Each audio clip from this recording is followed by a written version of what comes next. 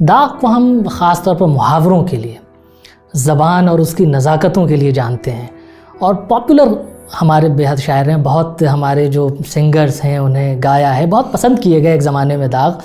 میں یہ آپ سے جاننا چاہتا ہوں، آپ کا انتخاب بھی موجود ہے، اسے سامنے رکھ کر میں آپ سے پوچھنا چاہتا ہوں کہ آج ظاہر زمانہ بہت تبدیل ہو چکا ہے، آج کی ہماری شاعری میں محاورے نظر نہیں آتے، اور زبان کا وہ استعمال، وہ نزاکتیں، وہ باریکیاں، یہ سب کہیں گم ہوتی جا رہی ہیں، تو اس انتخاب کی معنویت آج کتنی بڑھ جاتی ہے؟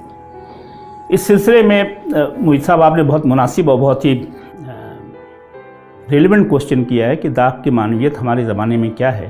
زبان کے تئیں جو داغ کا رویہ ہے نا، وہ تو بہت مشہور شعر ہے، وہ آپ کو یاد بھی ہوگا۔ اردو ہے جس کا نام ہم ہی جانتے ہیں داغ، اردو ہے جس کا نام ہم ہی جانتے ہیں داغ، ہندوستان میں دھوم ہماری زبان کی ہے۔ تو یہ کیا کہنا چاہ رہے ہیں؟ ایسا تو نہیں ہے کہ محض وہی شاعر تھے۔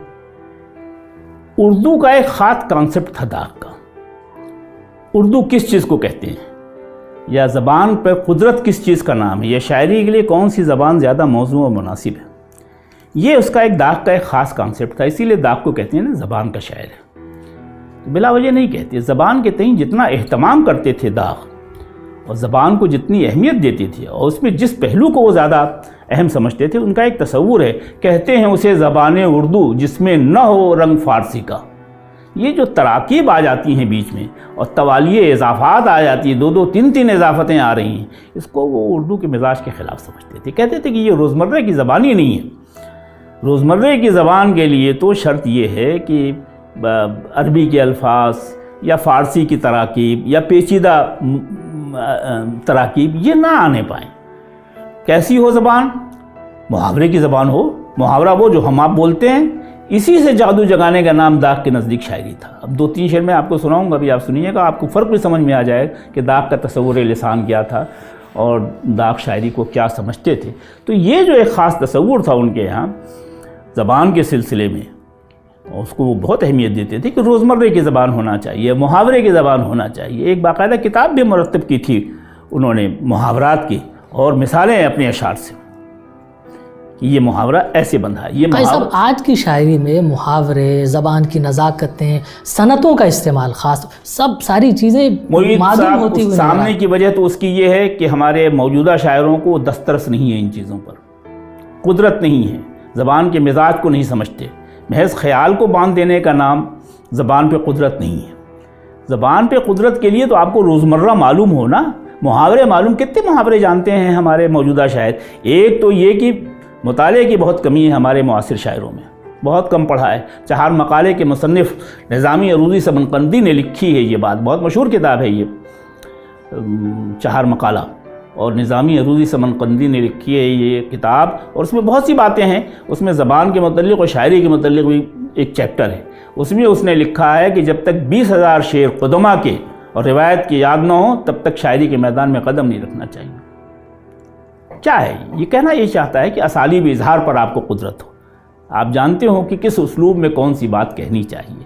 بات کا ایک خاص اسلوب ہوتا ہے، اور ہر بات ایک خاص اسلوب کا تقاضا کرتی ہے۔ تو داغ کا اصرار یہی تھا کہ روزمرہ کی زبان، محاورے، اس سے اگر کوئی کیفیت یا لطف پیدا ہو جائے۔ اور آپ دیکھتے بھی ہوں گے، آپ خود بھی شاعر ہیں، کہ وہ چیز زیادہ زود اثر اور سریع الفہم ہوتی ہے جو روزمرہ میں یا لغات روزمرہ میں باندھی جاتی ہے، محاورے کی زبان میں باندھی جاتی ہے۔ اور جو مصرع یا جو شعر محاورے سے یا روزمرہ سے دور جا پڑتا ہے، اس کی تفہیم یا اس کی تاثیر اسی اعتبار سے کم ہو جاتی ہے۔ ایک پورا دبستان اس کا موجود ہے کہ شعر وہ ہے جو سنتے ہی دل پہ اثر کرے۔ یہ حسرت تو یہی کہا ہے کہ بھائی شعر تو وہی ہے کہ بس سنتے ہی آپ کے دل میں اتر جائے۔ تو بغیر روزمرہ کے یا بغیر عوامی عام بول چال کی زبان کے قریب ہوئے آپ یہ کیفیت نہیں حاصل کر سکتے۔ فارسی تراکیب کے ساتھ یا مشکل پیچیدہ تراکیب کے ساتھ یا اشکال کے ساتھ یا کسی نوع کے اخلاق کے ساتھ یہ کیفیت کہ آپ کے دل پہ اس کا اثر ہو جائے، یہ بہت مشکل ہے، بہت مشکل ہے۔ یہ اسلوب، یہ بالکل دوسرا ہی اسلوب ہے۔ داغ اسی اسلوب یا اسی اسکول کے نمائندے تھے، اسی لیے ان کا ایک اسکول ہے، داغ اسکول کہا بھی جاتا ہے۔ ان کے شاگردوں کی تعداد پورے ہندوستان کیا پوری دنیا میں پھیلی ہوئی تھی۔ لوگ ان سے استفادہ کرتے تھے، محاورے سیکھتے تھے، بات کو کہنے کا ڈھنگ سیکھتے تھے۔ بس 2-4 شعر سن لیے، اگرچہ میرا مطالعہ اب بھی داغ پہ جاری ہے، میں داغ کو اب بھی پڑھ رہا ہوں، اور داغ پر چکبس کا مضمون مجھے سب سے زیادہ پسند ہے۔ چکبس نے بہت اچھا مضمون لکھا ہے داغ کے بارے میں، اور وہ جو مضامین لکھے گئے اس میں مجھے سب سے زیادہ پسند ہے وہ اشعار۔ ہاں جی، 2-3 شعر سن لیے آپ کو سمجھ میں آ جائے گا کہ زبان کی شاعری کیا ہوتی ہے۔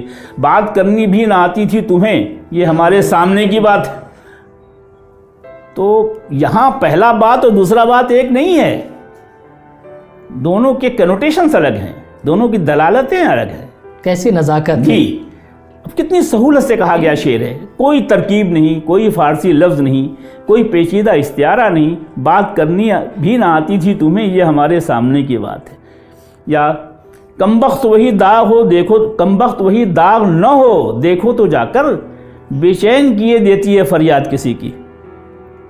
کیا بات! اب یہ شعر گیا داغ کے اسکول کا معلوم ہوتا ہے، داغ کی زبان معلوم ہوتی ہے، اس میں کوئی اغلاق نہ معنی کی سطح پر نہ لفظ کی سطح پر، یہ داغ کا دبستان ہے، یہی داغ کا اسکول ہے۔